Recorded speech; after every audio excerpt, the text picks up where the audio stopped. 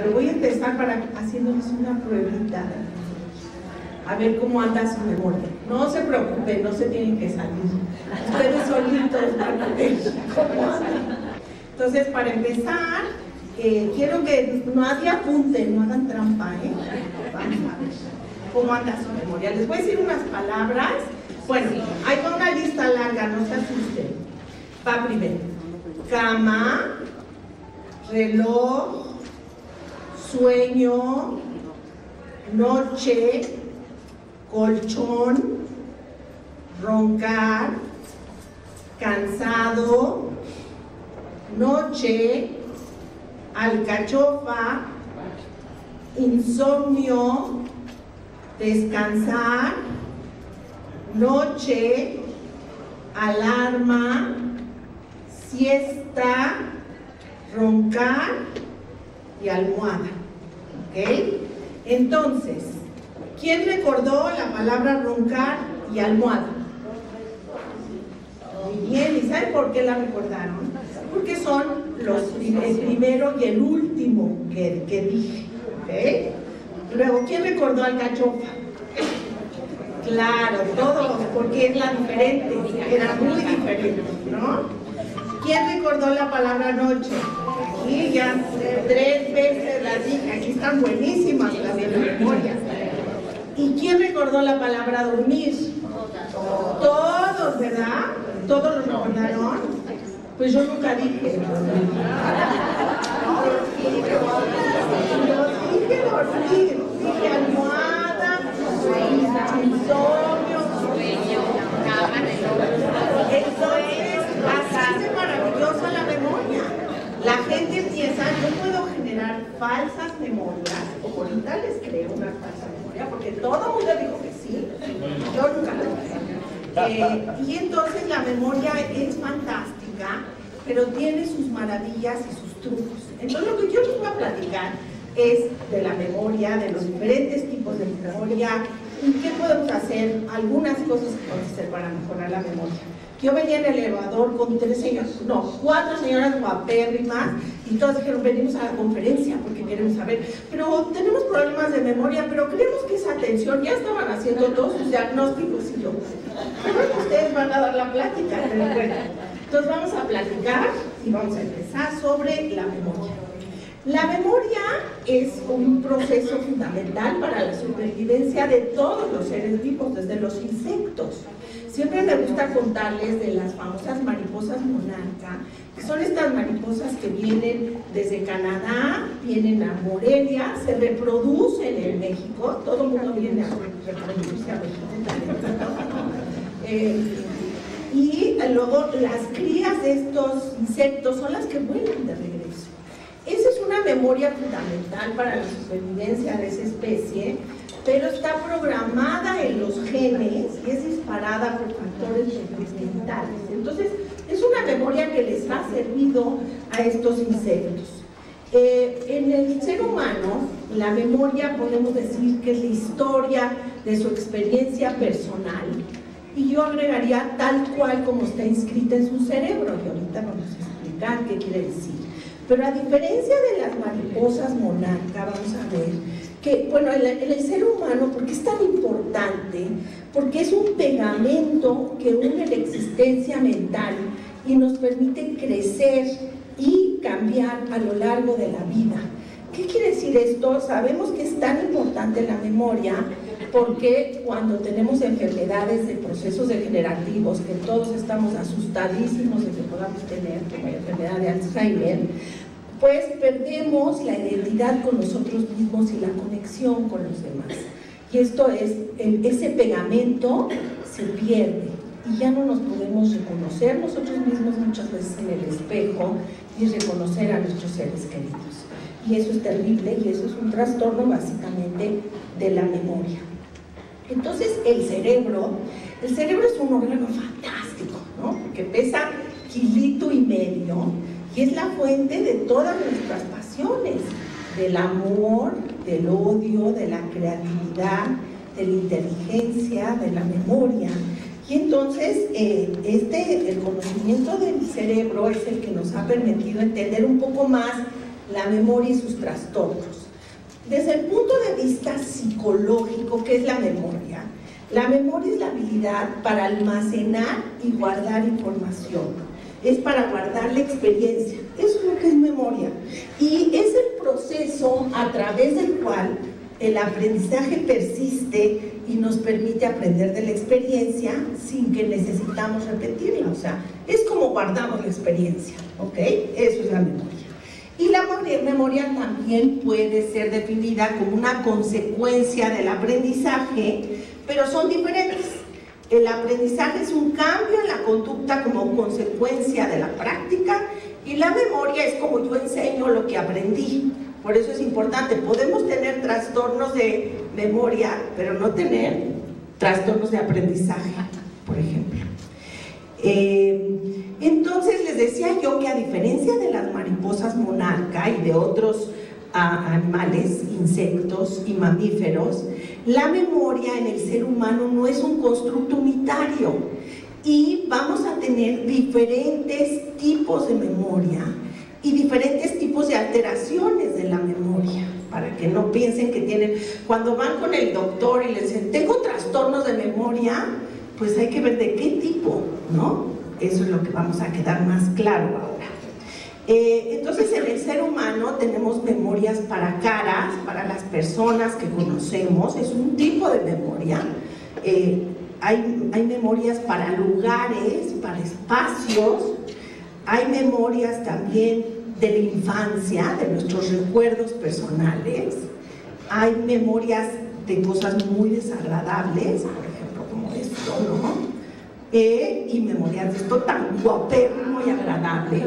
El ser humano no solo es capaz de aprender estas chuladas y de reconocerlos, sino que somos capaces de asociar diferentes memorias.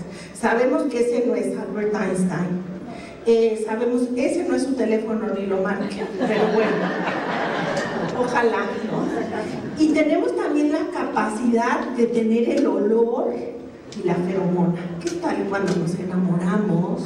Cuando andamos por toda esta... Mi próxima plática va a ser de sexo, ¿no? Siempre hablo del crimen, de sexo, pero bueno, luego hablamos de esta historia. Pero los olores y las feromonas. Entonces tenemos la capacidad de no solo guardar imágenes, sino información de esas imágenes. Y eso es gracias a ese órgano fantástico que es el cerebro. Aquí les traje una encuadradita a los señores, porque luego dicen, oye, nada más traes a George Clooney, pero aquí no le pongo mucha información porque a los hombres les vale cacahuate, ¿no? Nosotros vemos un guapo y decimos, ay, ¿estudia o trabaja?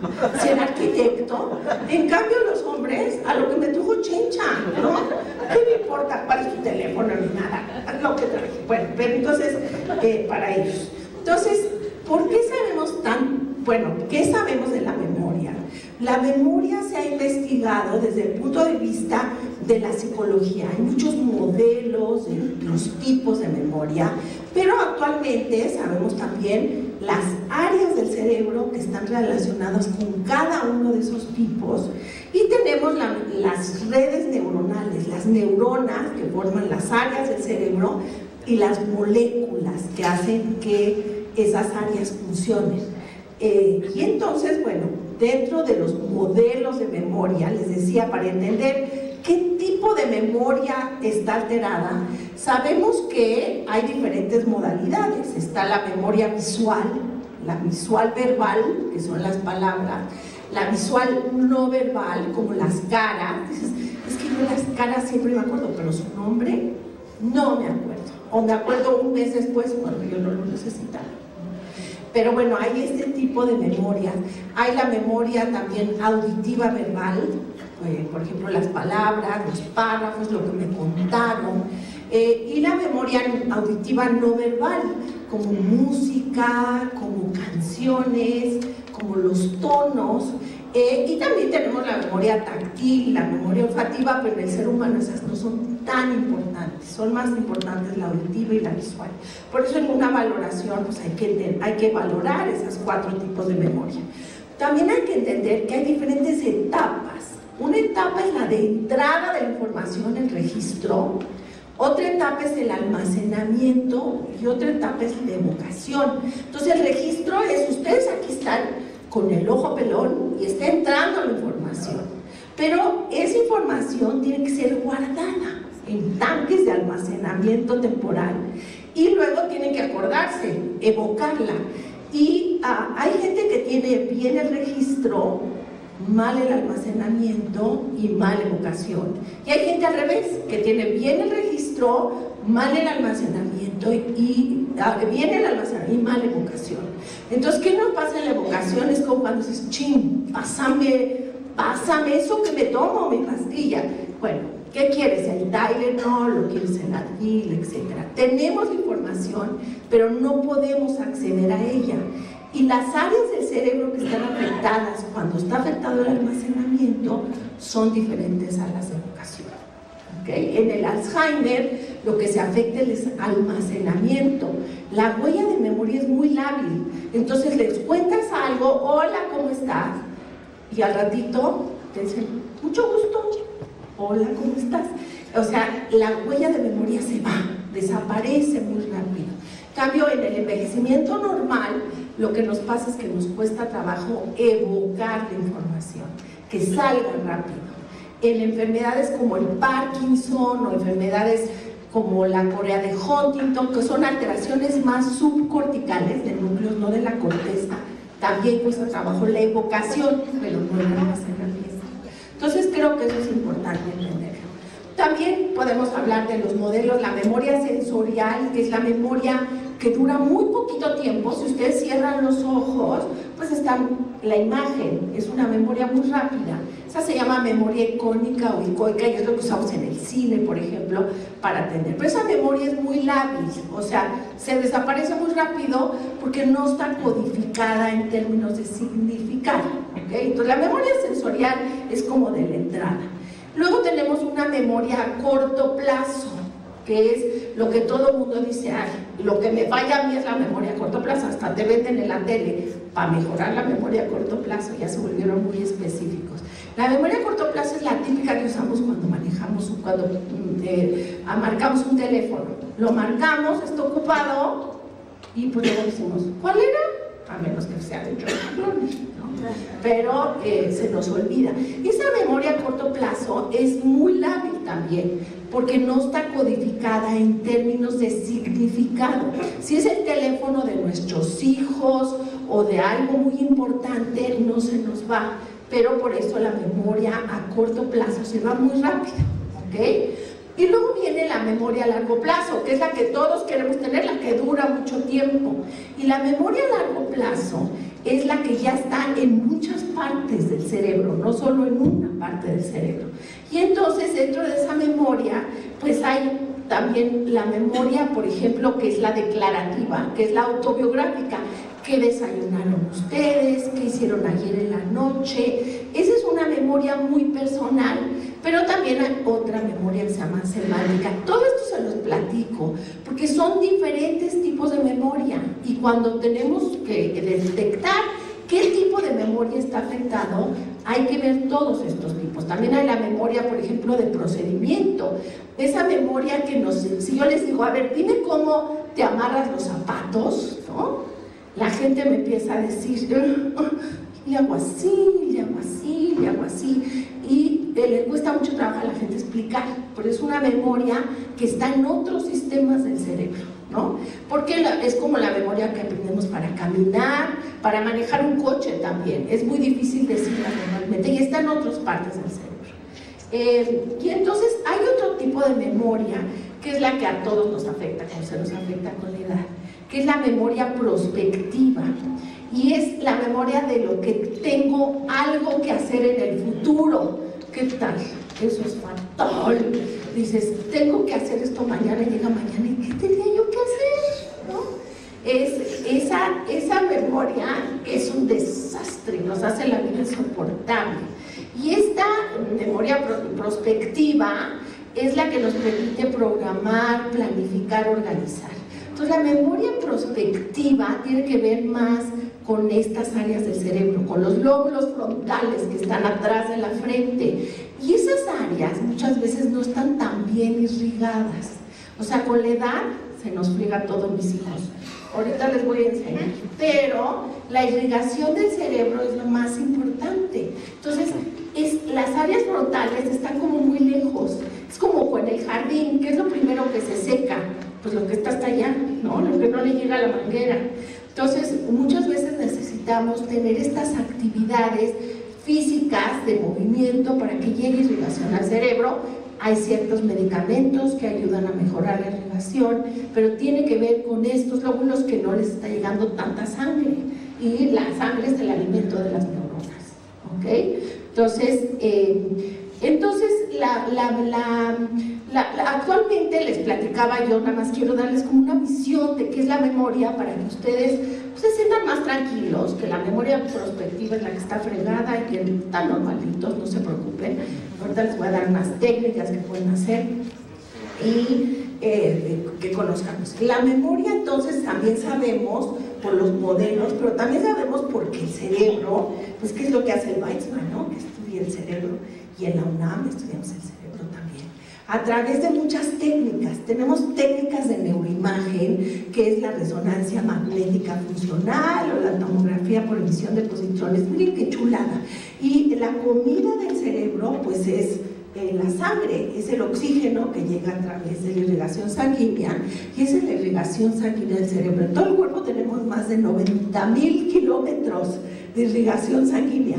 Es 2 veces la circunferencia de la Tierra. O sea, eso hay que cuidar, esa irrigación. Y entonces el cerebro, lo que hacemos con estas técnicas es captar las áreas del cerebro que consumen más oxígeno. Y con eso, gracias a eso, podemos entender, por ejemplo, qué pasa en el cerebro cuando están viendo pasivamente palabras, como esto, se activan las áreas occipitales. Ahorita las áreas, aquí se llaman temporales, cuando están escuchando palabras, cuando están hablando, a mí se me está activando esta. Ahí podemos ser tan específicos hasta cuando generamos verbos, ¿no? Es una maravilla. Podemos también detectar las áreas cuando la gente está pensando en algo muy triste, ¿no? Este es el cerebro de un hombre y una mujer pensando en algo muy triste. ¿Quién cree que esta es la mujer? Levanta la mano. ¿Esta? Sí. ¿Y quién cree que esta es la mujer?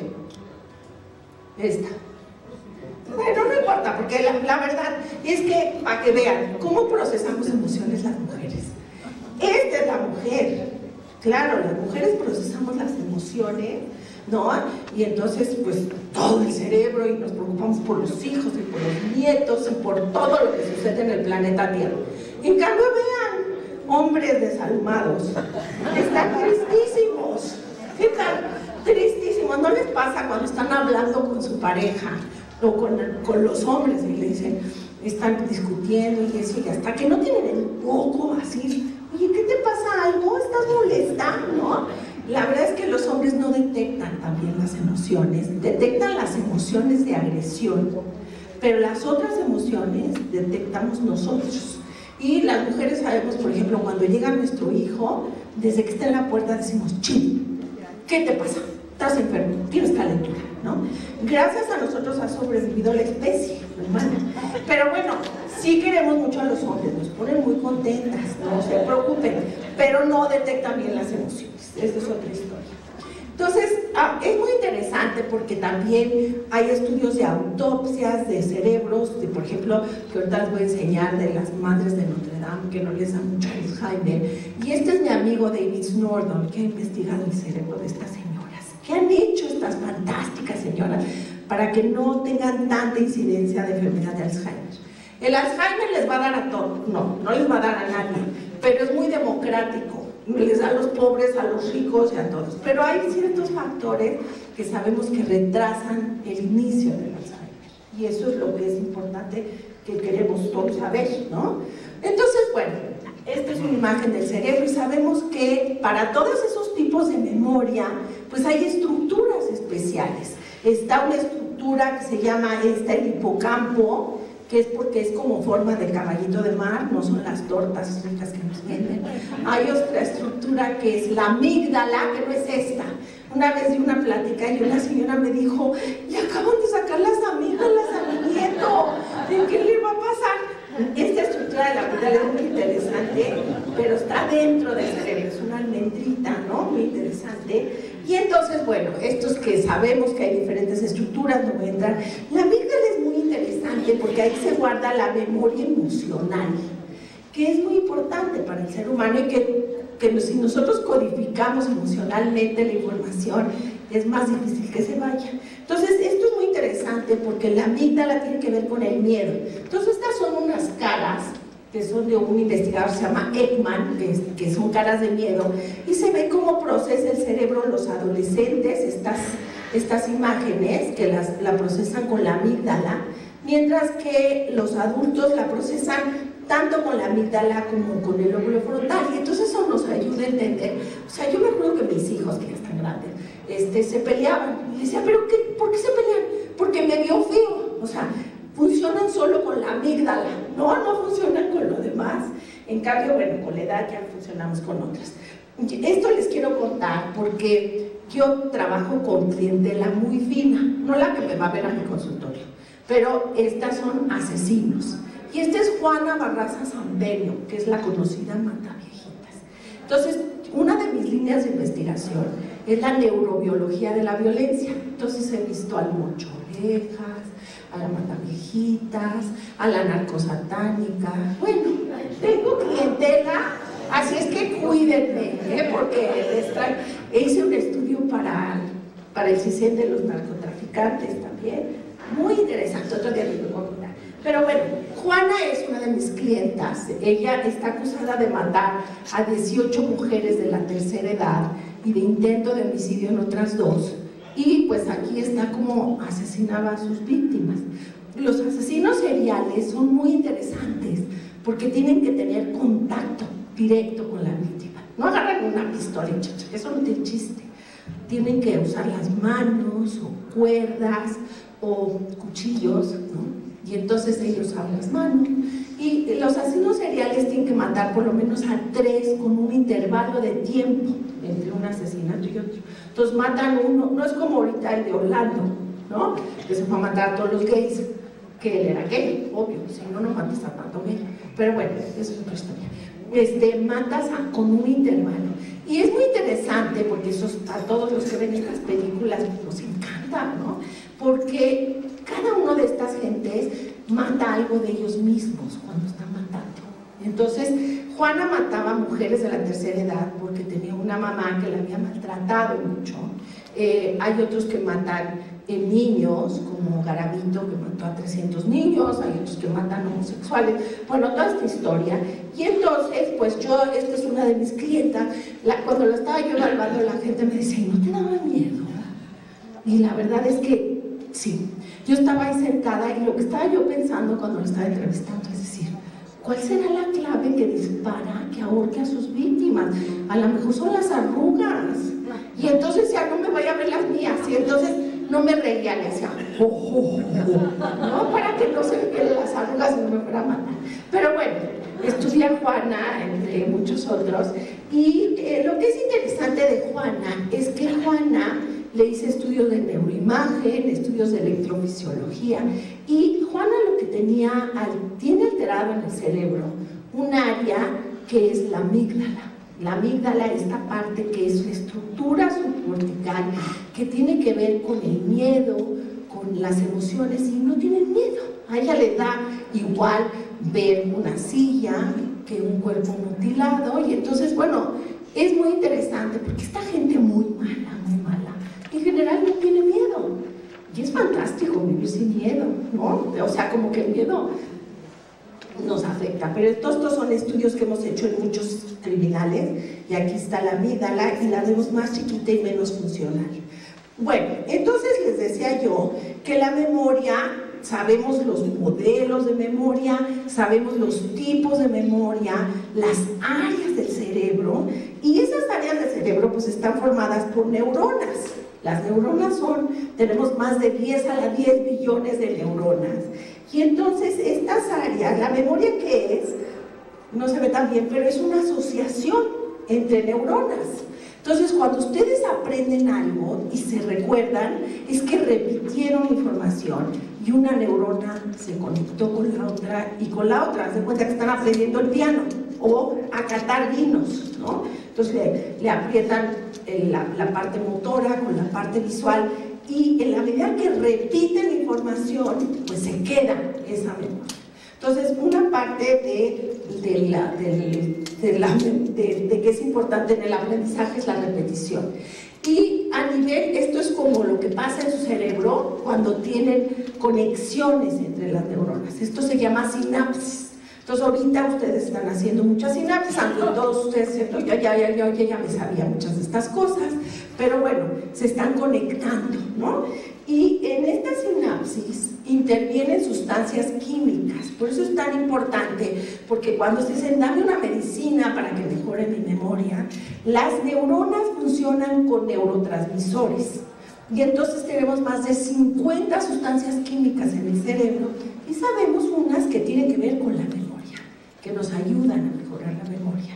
Y entonces aquí es como ejemplificado lo que está pasando, se abren canales entre esta neurona y esta neurona y se empiezan a hablar.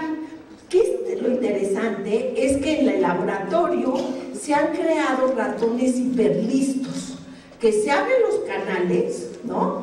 Y entonces aprenden muy rápido y quedan así los ratones. La verdad es que sí existen estos ratones, les voy a enseñar.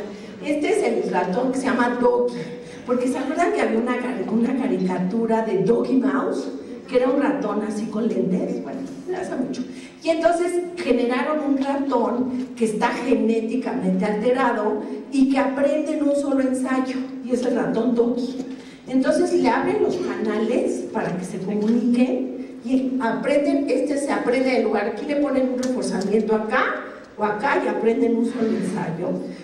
Y esta es otra cosa, a los ratones les choca, están mojados, entonces los ponen en agua lechosa y andan, les enseñan que a donde esté este puntito, a esa altura está el pedestal, y entonces aprenden un ratitito, ahí está, ¿no? Entonces, así es como se ha investigado a Doggy. ¿Por qué es importante esto? Porque los investigadores están buscando las medicinas para que tengamos estas memorias y aprendamos en un solo ensayo. Imagínense, y esto no está tan lejos. Bueno, todavía falta, pero así se está haciendo, ¿no? Y entonces viene la pregunta, o sea, ya que sabemos los modelos y sabemos las áreas del cerebro y sabemos las redes neuronales y sabemos las neuronas y las moléculas, pues entonces, ¿por qué se nos olvidan las cosas? Que es por lo que ustedes vinieron, ¿no? Pues se nos olvidan por muchas cosas. Muchas veces se nos olvida porque cierta información nunca llega al almacenamiento permanente, o sea, no le prestamos suficiente atención, le prestamos tantito y luego ya se va, ¿no? Entonces, esa es una de las causas. Otra causa es que las memorias que entran en nuestro almacén, en esta parte del hipocampo, pueden sobresaturarse con otra información similar. Y entonces nos confundimos con la memoria. Por eso, cuando estamos aprendiendo cosas nuevas, tiene que ser algo muy específico, muy característico, para que no se sature con lo otro. Es como si todos los días desayunamos huevos revueltos, pues se nos olvida muchas veces, pero ¿qué tal cuando tomamos pulpos al ajillo? Pues no se nos olvida que desayunamos, y al que está con nosotros tampoco, ¿no? Pero, entonces tiene que ser esta información diferente. La información que es nueva puede pasar, esas son diferentes causas, no tiene conocimiento previo, entonces es tan nuevo que no entiendo ni madres, perdón, ¿no? Entonces, si es muy nuevo y no tengo con qué asociarlo, por eso se me olvidan las cosas. Ahora, cierta información solo se recuerda cuando tenemos las claves apropiadas, ¿no es cierto? Hay ciertas claves que vamos caminando y de repente olemos y nos acordamos del besote que nos dio el novio hace no sé cuántos años. Es la clave, o sea, vemos la clave, decimos, la jalas como un hilo, ¿no? Entonces, eso puede pasar. Y algunas memorias simplemente desaparecen, no están disponibles, porque lo que no repetimos, como les enseñé, pues se va, ¿no? Si no quieren que se les olvide, lo tienen que practicar. Y también las memorias cambian a través del tiempo. Y muchas veces pues creamos nuevas historias. Entonces, todas esas son las causas por qué olvidamos. Entonces, ¿qué es el recuerdo? Pues el recuerdo tiene que ver con lo que decimos, tiene que ver con el registro, que yo registré la información, tiene que ver con que la guardé, la registré, pero la tuve, la almacené, y tiene que ver con la recuperación. ¿Ok? Y entonces, cuando la memoria falla, la memoria puede fallar por muchas causas. La memoria puede, yo trabajo con pacientes en mi consultorio y la verdad es que la gran mayoría de mis clientes son gente que tiene trastornos de memoria, porque la memoria se altera en diferentes patologías. Y cuando hablamos de trastornos de memoria, hablamos de amnesia. La amnesia es una pérdida parcial o total para recordar la información. Y hay que ver qué tipo de amnesia tenemos. Puede ser amnesia de tipo verbal o visual, etc. Uno de los trastornos de memoria que les decía que más nos afectan es la enfermedad de Alzheimer. ¿Qué pasa en la enfermedad de Alzheimer? Aquí está este cerebro, que es un modelo de Alzheimer en donde empieza a enfermarse aquí, en esta parte que es el hipocampo y el lóbulo temporal.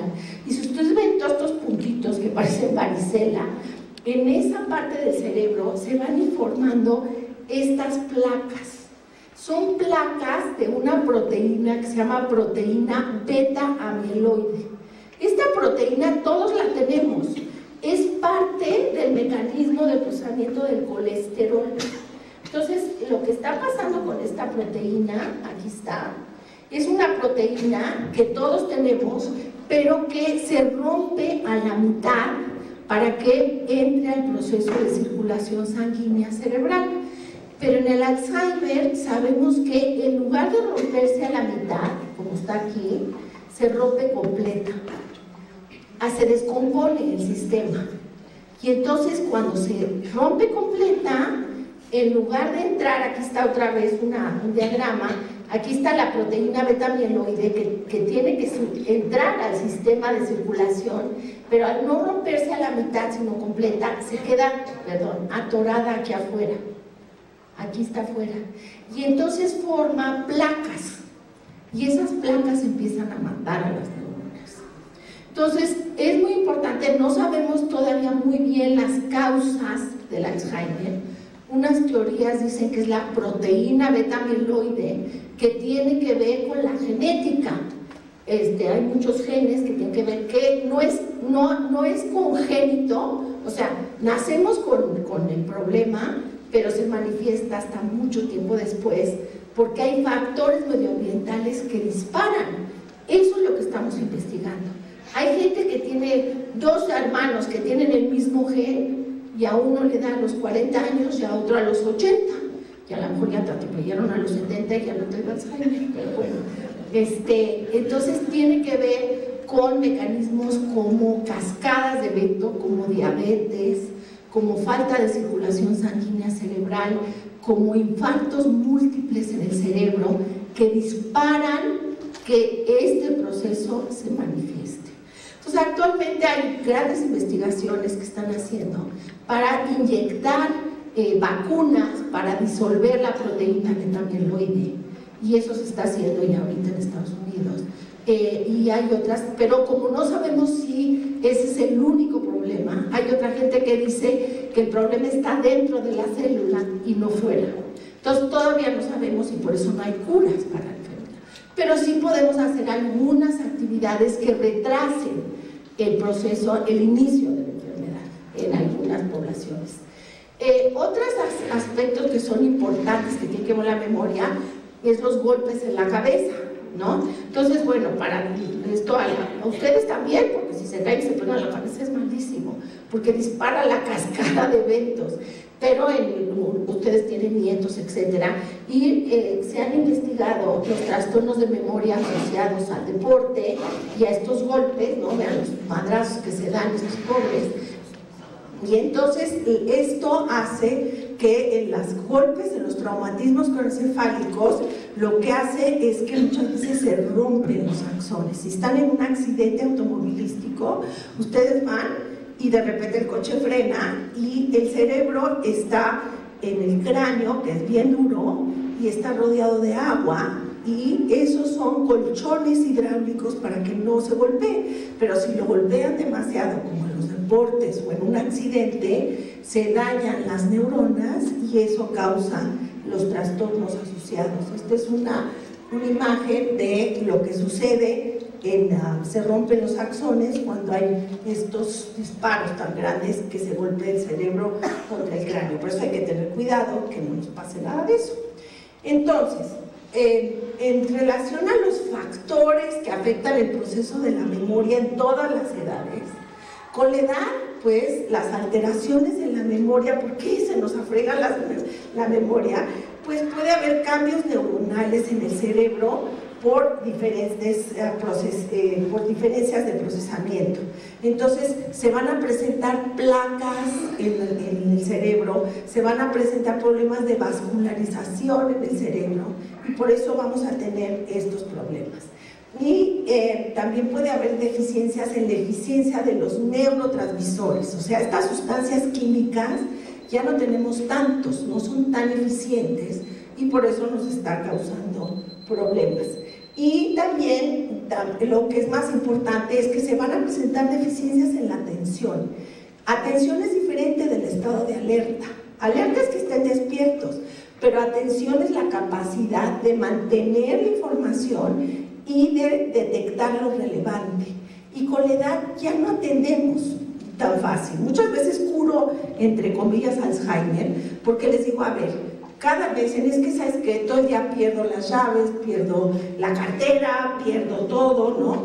¿Sabes? Muchas veces el que ustedes estén dando instrucciones verbales, que digan, estoy poniendo las llaves en mi bolsa, en la bolsa de arriba, que parezcan locos, están garantizando que entre al sistema atencional, porque muchas veces estamos tan en automático o estamos tan preocupados por los problemas que tenemos, que nos duele la panza, que nos duele la rodilla, o que el hijo, o que el nieto, que entonces no prestamos atención. Entonces, la atención es indispensable para que haya memoria, ¿no?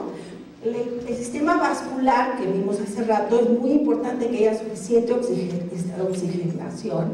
Entonces, muchas veces hay enfermedades crónicas del corazón, hay depresión, el alcohol, la vida sedentaria, la presión alta, la falta de estimulación, la falta de deseo por aprender, la desnutrición y el exceso de grasa, todo eso afecta a la memoria.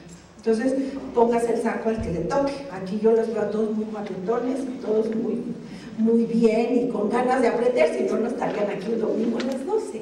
Pero creo que estas son diferentes factores, por eso no me digan, dame qué me sirve. Pues depende de tu problema, lo que te va a servir, y depende del tipo de memoria que estés teniendo, de problemas. El estrés es importantísimo. El estrés lo que genera es una sustancia que se llama cortisol, que nos ayuda a defendernos, ¿no? De si nos ataca el león o no, o nos va a asaltar a alguien. Y en el estrés se genera una sustancia que se llama cortisol. El cortisol, cuando está en pocas cantidades, nos ayuda muchísimo, nos dilata la pupila, nos pone alertas. Pero si tenemos estrés constante, ese cortisol va a dañar, ¿qué creen? El hipocampo y la amígdala. Entonces el hipocampo, que es un tanque de almacenamiento temporal, y la amígdala, que tiene que ver con la emoción, se afecta con el estrés. El vivir estresados continuamente también afecta. Entonces existen más de 30 condiciones que pueden producir cuadros demenciales, que eso ya es un deterioro extremo, y no todo es Alzheimer. Y un gran porcentaje de estos cuadros se puede atender, eso es importante, que estén alertas, y pueden ser asociados a depresión, a desnutrición, a problemas de vitaminas, a desbalances tiroideos, a infecciones, a tumores, embolias, a aumentos en el líquido cefalorraquídeo, y eso es lo que hace la neuropsicología, saber qué causa para poder dar un tratamiento. Les decía yo que los prerequisitos para la memoria, obviamente, tienen que tener buena atención, porque si no atienden no hay forma que entre la información. Si tenemos exceso de somnolencia, de problemas de gente deprimida, de problemas de metabolismo, muchas veces estamos somnolientes no porque no queramos atender, hay problemas metabólicos que hacen que estemos más bajos, entonces hay que checarnos en cuanto a eso. La incapacidad para recordar entonces puede ser debido a fallas que pueden ocurrir en el registro, que ya dijimos cuál, en el almacenamiento o en la evocación, y muchas veces cuando experimentamos esta sensación de chin, lo tengo en la punta de la lengua, ¿no? Y el problema pues puede ser debido a una falta de atención en el momento de registro, a problemas durante el almacenamiento y evocación. Esos problemas de lo tengo en la punta de la lengua es fantástico porque son universales en todos los idiomas. En tailandés creo que se dice lo tengo burbujeando en la punta de la lengua, en inglés I have it on the tip of my tongue, ¿no? Y es este fenómeno que todos tenemos y es como un estornudo, ¿no? Que se dice, ay, te presento a... Y entonces nos te quedas así y ya si viene dices, wow, ay, se llama Anita, qué bueno, pero es que no nos acordamos, y que nos acordamos le decíamos un mes después, pero ¿cómo no me acordé del nombre? Y tiene que ver más la anomia que es con nombres, anomia es que no recuerdo el nombre, con personas que no vemos muy frecuente, eso es más seguido, y entonces para codificar, si es que yo siempre me acordaba de los nombres de todos y ya no, bueno, puede ser debido a que tienes que aprender a codificar. Por ejemplo, si tienes al señor labrador, que es el contador, pues que te lo imagines como un perro labrador que se está yendo con un billete en la boca y ya no se te va a olvidar cuando lo olvides, pero hay que hacer, hay técnicas que podemos darles para la anomia, ¿no? Exacto, que lo asocies con algo y entonces eso tiene que ver con el significado que le das, ¿no? Bueno, y entonces para mejorar el registro de la información, pues, ¿qué hay que hacer? Primero, pues hay que tener una actitud abierta y positiva, que aquí todos tienen, están encantadores, todos muy guapitos y muy bonitos. Hay que hacer una elección consciente de lo que desean recordar, o sea, esto es lo que me quiero acordar. Hay que observar activamente y pensar acerca de lo que quiero recordar. Esto es para lo que estoy haciendo del registro. Hay que fortalecer la huella de memoria a través de varias modalidades, o sea, lo vi, pero me lo repito auditivamente, hasta lo puedo tocar, hasta lo puedo leer, eso fortalece. Hay que elaborar los detalles que se desea recordar, no nada más es así, ah, pues sí, qué bonito, y ya me fui, ¿qué es lo que me quiero acordar? Hay que tratar de comprender antes de memorizar, porque si no comprendemos, pues se va, ¿no? Es importante dar tiempo al aprendizaje, no ocurre así tan rápido, hay que darle tiempo, y evitar distracciones, dar tiempo a que se consolide, repetir y practicar, utilizar visualizaciones, imaginación, darse instrucciones verbales, como lo que les decía, muchas veces puede ayudar para recuperar la información almacenada. Hay muchas veces, ¿cómo se llamaba esta? A, B, C, D, hay veces que se ayuda, ¿no? El abecedario. Hay que revisar la información. Muchas veces nos tenemos que relajar. Muchos pacientes que tengo se ponen tan mal porque no se acuerdan que en la vida se van a acordar. En cambio, si se van, respiran, se toman su galletita, regresan y se ríen, regresa la información. Hay que gozar las experiencias pasadas. El gozar siempre es importante. Hay técnicas de memotecnia que se han desarrollado, que depende del tipo de trastorno que tengan, pero como ya decía, asociación de ideas, las cosas que diseñar una historia que conecte la información, organizar la información. Por ejemplo, si nos tenemos que acordar todos estos números, pues vamos a saturar la memoria, pero si en lugar de todo eso me acuerdo de 124.693, lo aprendo mejor, me retengo más, ¿no?, de información. Y esas son las técnicas de memoria. se puede acomodar las listas de acuerdo, en lugar de una lista global, que todos estuvieron haciendo esta técnica al principio, nos dijo cosas de dormir, por eso les creé la falsa memoria, pero ustedes sí estaban teniendo esta parte activa, pero las organizamos por categorías, eso nos ayuda, y por ejemplo, si tenemos que recordar así palabras, pues las acordamos en oraciones. Hay fuentes externas que también pueden ayudarnos a recordar.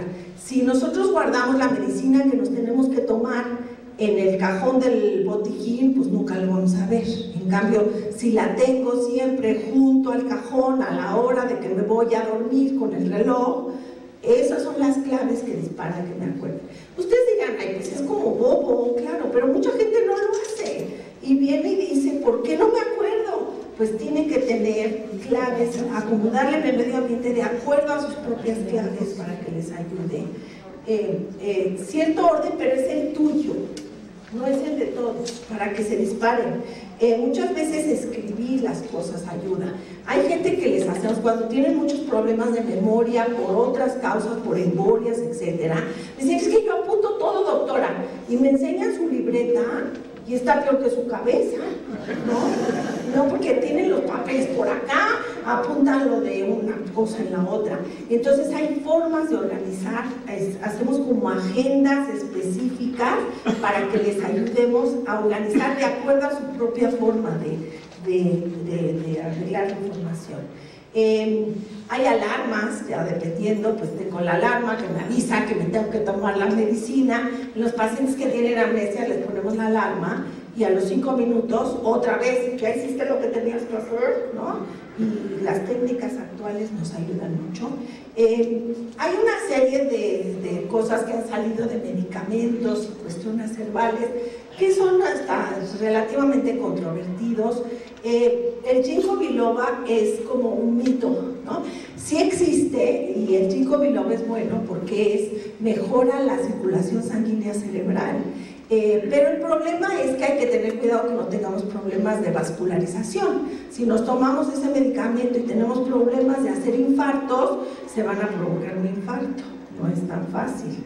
Y el ginkgo biloba que se vende en las farmacias del Superama no sirve de nada, porque tiene tan poquita cantidad que no sirve. En Alemania, por ejemplo, se vende en farmacias especializadas porque tiene que ser una cantidad para que mejore la circulación. Entonces, sí sirve porque aumenta la circulación sanguínea, pero no cualquiera se lo puede tomar. La cafeína muchas veces sí sirve, todos saben que si están medio dormidos se toman la cafeína, te despierta y ayuda si se tienen que aprender algo, por ejemplo la partida de bridge de mañana para que le ganen a sus amigos, pues tómense un cafecito. La alimentación obviamente es importante, hay que tomar vegetales, la vitamina C y la vitamina E también dicen que funciona en estas cantidades, y a lo mejor no en los alimentos, la vitamina E pues se encuentra en aguacates, en las nueces, etc. Y es muy importante si hacemos ejercicio, tomar la vitamina C 2 horas antes de hacer el ejercicio, porque el ejercicio intenso promueve la acumulación de oxidantes. Y entonces, bueno, la vitamina E y C ayudan a mantener limpias las arterias y se ha mostrado que sí pudieran ayudar un poquito, ¿no? El sueño, el no dormir, obviamente nos afecta, como nos sentimos cuando no dormimos, así es que si no duermen, pues tienen que ir a que les den unas pastillitas para que duerman y que se sientan bien, o hacer ejercicio para que estén más cansados y entonces ya puedan dormir. Pero esos son factores que es individual para cada quien. Los estrógenos, pues muchas veces se dice que sí ayuda la terapia de reemplazo hormonal. En las mujeres se ha mostrado que mejora los procesos de almacenamiento. Actualmente pues estamos viviendo cada vez más años, ¿no? Y pues tenemos lo que queremos vivir hasta los 120, pero como si fuéramos ya 20, ¿no es cierto? Y creo que sí tenemos mejor calidad de vida. Antes de terminar, les voy a hacer una pruebita. Entonces, una prueba que se usa, tienen que cerrar los ojos, todavía no lo hagan, y entonces van a levantar un pie con el ojo cerrado. y es una prueba que se hace 3 veces. Y entonces yo voy a tomar tiempo. ¿Quién me ayuda? Porque mi celular. ¿Usted? ¿Tú tienes reloj? Voy a ver cuánto duran. Entonces van a levantar la paleta, mis hijos. Pues primero empezamos con el derecho y les voy a decir, vamos a ver cuánto aguantan. Cierran los ojos. Tú estás haciendo trampa, ya te vi, ¿cómo no te puedes recargar con la mesa? No se recarguen con la silla. Entonces van a levanten su pierna derecha, cierren los ojos, levanten, y yo voy a descontar cuánto tiempo duran. Y Eva, 5. Estamos teniendo aquí accidentes. Ahí va, a ver, otra vez. Ya mejor no lo vamos a hacer. La prueba. Está muy difícil mi prueba. ¿Estás bien? Ay, perdón. Bueno, si quieren nada más se las cuento para que no lo hagan, pero bueno, tienen que cerrar los ojos y levantar sus pies. Te mareas un poco, pero es una integridad de tu sistema cerebeloso. Y entonces no fue tan buena idea mi prueba, pero si duran 10 segundos, sin levantar. Si duran 25 segundos, si quieren ya siéntense, ya no hacemos la prueba porque ya estuvo peligrosa. Háganles en su casa. ¿Tú sí la quieres hacer? Bueno, los que quieran hagan. Sí, van mejorando, claro. Pero sí, agárrense tantito. A ver, entonces voy a tomar tiempo. El que dure 10 segundos tiene una edad biológica de 50 años. Si duran 25 segundos, van a tener una edad de 30. A ver, pero lo pueden mejorar. Pero si fuera entre la izquierda y la derecha. Claro, es que se hace 3 veces, ¿ok? Entonces ahorita lo subes, si quieres, primero los que sean diestros, suban la derecha. Puedes tener lateralidad cruzada, pero bueno. El izquierdo. Puedes subir el izquierdo si tú eres zurda. Bueno, nada más no se me vayan a caer, ¿ok? Ahí va. 1, 2, 3. Yo les digo cuando duren 5. Yo estoy viendo que están perdiendo.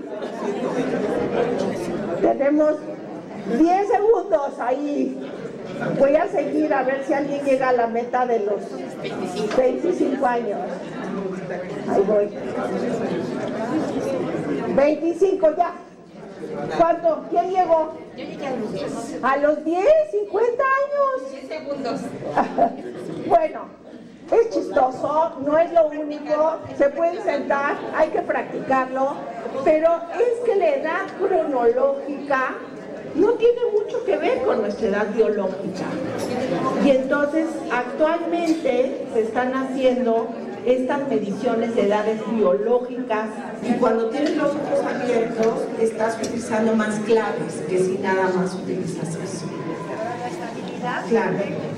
Tiene que ver, pero tiene que ver con la estabilidad de todo tu sistema cerebral. Al practicarlo puedes, pero tienes que mejorar otras cosas en tu vida. La concentración tiene que ver, pero no tanto, tiene que ver con la integridad de tu biología, de tu cerebro, de tu sistema de equilibrio del cerebro. Ahora, a lo mejor alguien tiene un problema en el oído y entonces me dijo, oye, me hiciste ahí trampa. Pero bueno, francamente, pero no te ves como Bueno, les decía que actualmente pues estamos, gracias a la ciencia y la tecnología, viviendo muchos años.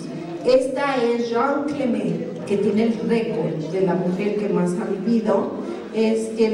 Aquí está tomándose una copita de vino. La verdad es que estos récords de la gente, hay gente que te dice, no, en Perú hay un lugar y en Rusia donde hay muy longevos, y no es cierto. Lo que pasa es que no hay registros de actas de nacimiento, pero en esta sí, ¿no?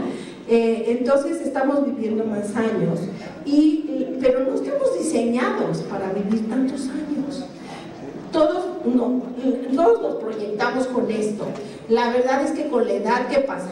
Ya no oímos, nos duelen las rodillas, ya no vemos, ya no tenemos buen equilibrio. Entonces no estamos diseñados biológicamente, y a mí me gusta esto es lo que diseñaron, que si estuviéramos diseñados para vivir 120, tendríamos que ser así, vean, las orejas así largas, para que no se nos friegue y que ya no le oigamos.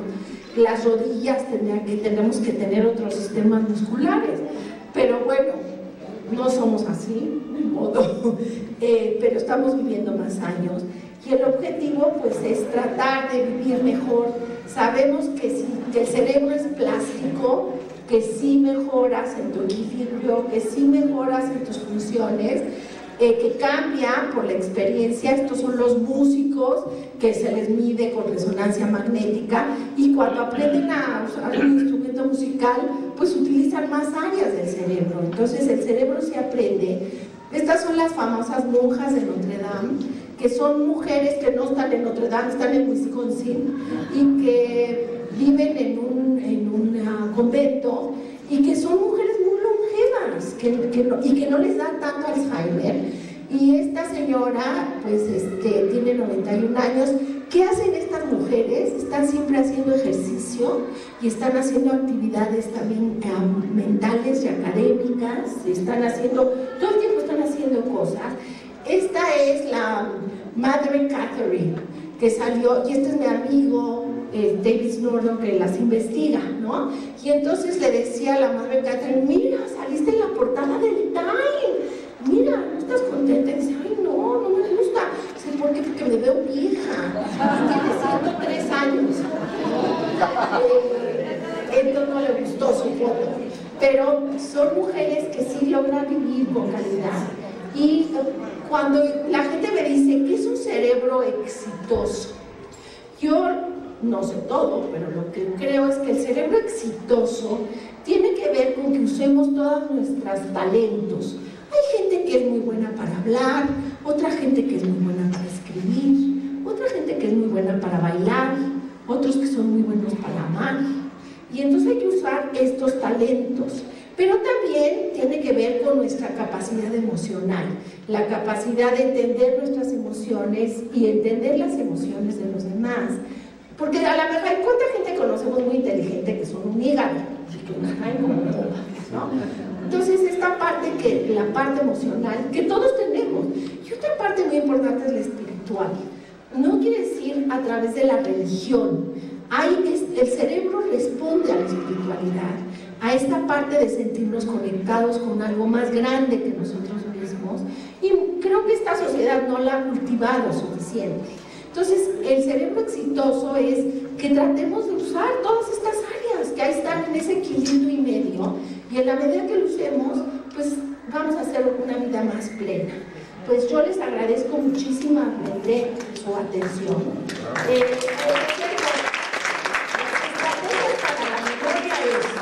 Recordamos lo que comprendemos a lo que le prestamos atención, y le prestamos atención a lo que queremos.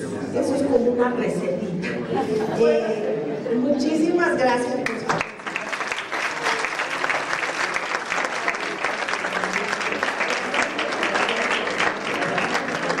Aquí nos quieren hacer una pregunta. Leí en los periódicos sobre Israel que ya están tratando de solucionar o ayudar lo del Alzheimer, no sé en qué consista, pero cuando diste el ejemplo del ratón, pensé que si, no entendí bien, pero que abriendo canales de no sé qué ayuda a no tener la pérdida. ¿No se podía hacer eso en humanos? ¿O cuáles son en qué consisten los adelantos de doctores en Israel, creo, o en Estados Unidos, que han hecho, pero han hecho algo que no entendí? ¿Qué están haciendo? Muy buena pregunta. En el Alzheimer, tanto en Israel como en Estados Unidos, como en México, hay bastante investigación en México.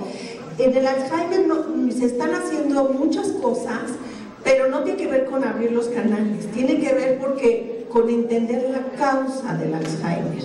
Entonces, si son la proteína beta-mieloide, esta proteína que se te queda como placas ahí, se están haciendo cosas para quitar ese exceso de proteína, pero no estamos seguros que esa sea la causa. Hay otros grupos que dicen, no es eso, no es la beta-amiloide pasa, pero no es la causa. Entonces, hay un grupo que está tratando de generar vacunas contra la beta-amiloide para que no se te hagan las placas, y otro grupo que está trabajando con otra proteína, se llama la proteína tau, que está dentro de la célula. Y hay grupos que dicen que sí y otros que no, pero eso es en lo que están investigando. Hay otros grupos en lo del ratón, es también como, que lo entendiste muy bien, es estos canales de calcio, que no son canales de calcio, son receptores de una sustancia que se llama NMDA. Es una pastilla que logre abrir más tiempo. Pero el problema es que en humanos puedes correr el riesgo de causar otros problemas. Entonces todavía están investigando que no sean tóxicas estas pastillas. O a lo mejor un poco antes, pero sí se están haciendo cosas. Mientras tanto, pues hay cosas que podemos hacer, como la que está luciendo, el venir a oír esta conferencia y el socializar y el comer jícama y el estar contento, te ayuda. Pinito con chilito. Mira, el ácido fólico muchas veces habla cuando el cerebro está en formación, ¿no? Y dicen que sí funciona, es como un poco lo del ginkgo biloba, un poquito del ácido fólico que entra en los neurotransmisores cerebrales. Yo no he visto investigaciones reportadas de gente con antes y después y un grupo con todo, pero entonces son como las vitaminas un poco, ¿no? La neuropatía tiene que ver con una inflamación de los nervios, tiene que ver con diferentes enfermedades. En la diabetes muchas veces hay neuropatía y hay dolores, entonces tiene que ver con eso, ¿no? Entonces tienes que tratar el problema de la diabetes si es la causa de la neuropatía, pero hay muchas causas de las neuropatías, pero tiene que ver muchas veces con la causa, ¿no? Para poder atenderlo. Hace 3 meses tuve la tristeza de perder a mi madre. Mi mamá murió a los 97 años de edad y yo considero que su longevidad de ella, pues lo primero que Dios le permitió vivir, fue su positivismo en la vida. Ella todo el tiempo me decía, encuentra esa belleza, esa piedra, ese árbol que está dando una imagen, disfruta plenamente lo que hagas, ríe, a donde vayas, guárdatelo en el corazón. Toda su vida fue la persona más positiva que yo he visto en mi vida. Y esto siento también que lo vivieron mi bisabuela, mi abuela, siempre fue positivo. Todo me hizo así. Yo trato de ver todo lo que puedo hacer y agradecer más que nada, pero pienso que el positivismo y la actitud, y también estoy de acuerdo en lo que pusiste en el cerebro, en el hombre o mujer. El mío está ahorita lleno de sentimientos tristes y en cambio el hombre es distinto. Yo creo que claro, la actitud positiva es parte de tu edad biológica, no cronológica. Cuando tú no tienes ganas de aprender nada, cuando tú todo ya perdiste el interés de todo lo que estás haciendo, ¿no? Es cuando realmente... Entonces, claro, la gente positiva y además está abierta a obtener información, a saber de las nuevas técnicas, de todo. Mi padre vivió 103 años. Él era el Mondlach, el profesor Mondlach. Era maestro de idiomas y siempre... La monja de Notre Dame, ¿no? Sí, y siempre fue muy espiritual. Se adentraba mucho en él mismo y era muy positivo y era muy alegre. Y todavía cuando se instaló en el asilo en el Trecho de Cuernavaca, llegó a dar clases tenía 90, 91 años. Yo creo que eso le dio mucha salud para vivir bien. Sí, también por la espiritualidad que tenía. Yo creo que es algo que hay que compartir, porque sí. Finalmente la vida es una oportunidad, ¿no? Y luego se nos va buscando nuestras cosas en la cajita y la cosita y que nos dijeron feo y hay que pasarla bien. Tenemos oportunidad de 3 o 4 preguntas. Si las pueden dirigir a algo científico y posteriormente vemos algo más personal, porque se nos va el tiempo y se tienen que ir muchos. ¿Quién tiene la siguiente pregunta? El doctor Rich. Bienvenido, doctor Rich. Es un honor que esté acá. Gracias. He oído muchas de tus conferencias y cada vez está mejor. Te felicito, de verdad. Esta fue una conferencia muy interesante.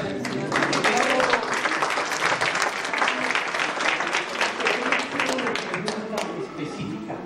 Yo soy muy aficionado al fútbol americano y últimamente, en los últimos 2 años, han encontrado daños cerebrales en aquellos que se están golpeando constantemente. Mi pregunta aquí sería, ¿se están dañando siempre la misma estructura o son distintas estructuras? Porque parece que están perdiendo noción del tiempo por una parte y por otras que están olvidando cosas. Quería saber si esto es en todos o son pequeñas porciones de cerebro que se afectan. Y otra vez, muchas felicidades. Mira, es muy interesante, hay hasta una película reciente sobre encefalopatía de William Smith, ¿verdad?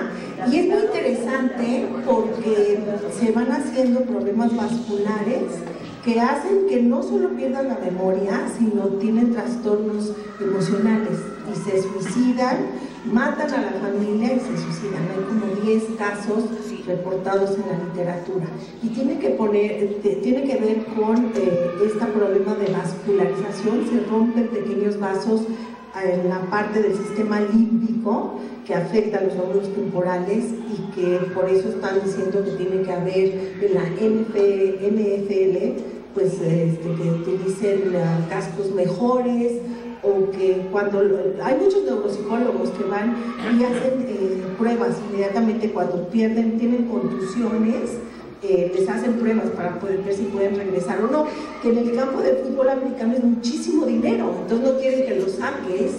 Y en los jóvenes hay un fenómeno que se llama el fenómeno del segundo golpe, entonces se pegan, pierden la conciencia un poquito y luego siguen jugando y los empujan tantito y se mueren.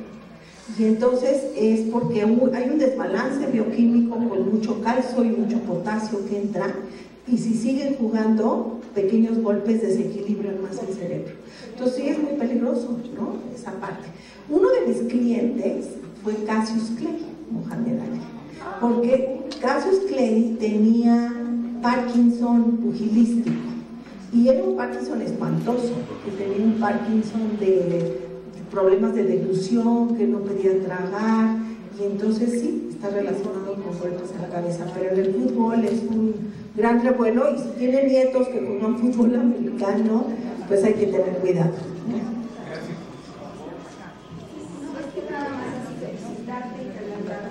Obviamente también todas las adicciones, fumar, beber, digamos, drogas, tienen que ver también con las adicciones.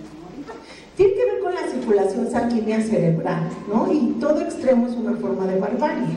O sea, no tomar nada, pues tampoco, ¿no? Si te tomas una o dos copitas de vino, pues la vida tiene que gozarse, mi amiga, ¿no? El exceso es el problema, ¿no? Porque sí tienes el problema de las demencias del tipo de Wernicke-Korsakoff cuando tienes alcoholismo, y entonces si ves el cerebro de los alcohólicos, hay una pérdida muy importante de masa cerebral, pero más de la glía, que es el tejido de soporte de las neuronas, y lo interesante es que si dejan de tomar, sí se pueden recuperar, que es muy importante. Entonces hay que saber el balance, ¿no? ¿Sí? Bueno, hablaste mucho de la atención que uno puede dar del ejercicio del cerebro y todo eso. ¿Qué nos podrías decir de la generación de hoy que en lugar de ejercer el cerebro, En lugar de contar 2 más 2 hace 4, se lo dan en la computadora. En lugar de acordarse que tengo una cita la próxima semana, el día 20, a tal hora, lo tienen apuntado. O sea, ¿qué tienes que decir sobre esto? Yo creo que es una pregunta maravillosa, pero creo que la generación del milenio es otra generación. Porque actualmente las máquinas pues están supliendo estas funciones de memoria. Ya nadie se aprende en los teléfonos, ¿no?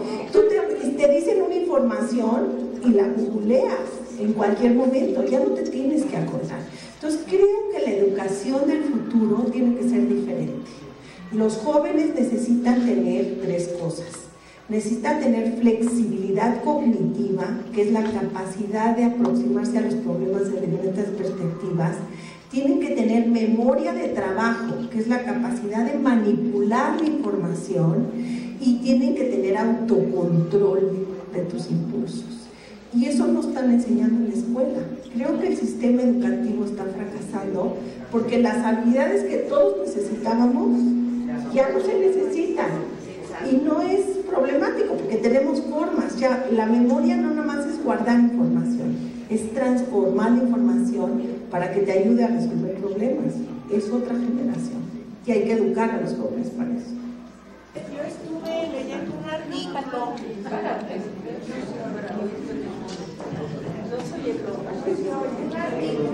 que en Israel ya estaban tratando sobre un medicamento para poder evitar el suicidio. ¿Qué tan cierto es? Y la depresión, porque la depresión es un antecedente del suicidio. Pero ¿qué tan cierto? ¿Qué desean saber? ¿Qué tan cierto es? Bueno, mira, el suicidio tiene que ver con una depresión mayor, terrible, y entonces cada vez se generan mejores antidepresivos que tienen que ver, no sé si Marta o Ana sabe algo de cuestiones de depresión severa en el Weizmann, pero yo no sé de algo, pero lo que tienes que tener cuando hay una depresión biológica, tienes deficiencias de ciertos neurotransmisores, que es como la serotonina y la dopamina, y lo que hacen estos fármacos es dejar más tiempo este neurotransmisor en el cerebro.